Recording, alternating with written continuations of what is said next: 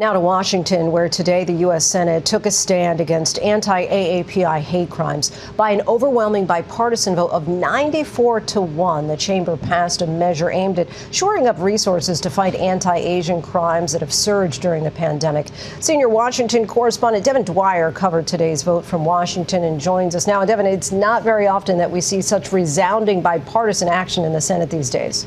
No, Lindsay, it's not. It's not every day we see Chuck Schumer and Mitch McConnell on the same page, much less nearly the entire Senate. I think it speaks to the fact that the rise in these hate crimes against the AAPI community have so deeply disturbed so many Americans. As Senator Mazie Hirono of Hawaii, who sponsored the bill, told you just earlier this week, this was a chance for these lawmakers to take a stand against racism, against this hate. They did that today. Only one Republican, Josh Hawley of Missouri, voted no. The bill now heads over to the House. They'll get a vote likely next month. And because of the overwhelming support today, most people here think it has a pretty good chance of becoming law, Lindsay. And so what would the bill actually do in order to prevent anti-AAPI hate crimes?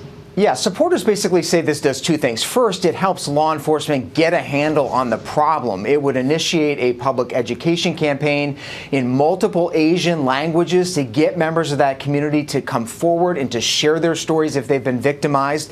It would also establish some reporting hotlines and create an online tracking system to keep tabs on the number of these cases that are out there. So far, a lot of that data slips through the cracks.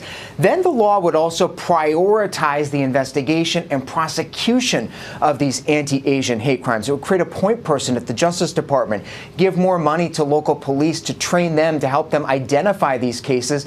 And get this, Lindsay, the law would even allow courts to require that perpetrators of some of these anti-Asian hate crimes spend time in the communities that they have hurt and offended as part of their restitution. Civil rights groups very happy with this today, even though they are relatively modest steps. And meanwhile, today the House voted narrowly along party lines to make the District of Columbia our 51st state. Why does that face such an uphill battle in the Senate?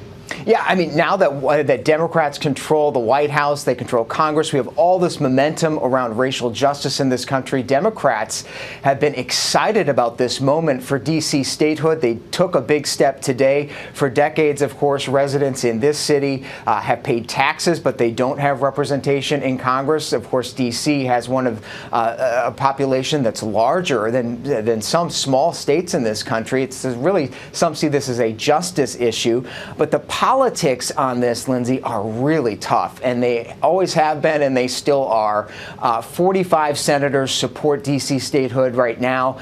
It needs 60 votes to pass, as we all know. That includes 10 Republican senators, and no Republicans support D.C. statehood right now. And that's in part because by making D.C. a state, it would almost guarantee 2 more Democratic seats in the U.S. Senate because of the deep blue politics here. It's the same sort of uphill fight that advocates of Puerto Rican statehood are facing at the same time, Lindsay. All right, Devin Dwyer, thanks so much.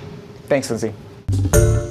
Hi, everyone. George Stephanopoulos here. Thanks for checking out the ABC News YouTube channel. If you'd like to get more videos, show highlights, and watch live event coverage, click on the right over here to subscribe to our channel. And don't forget to download the ABC News app for breaking news alerts. Thanks for watching.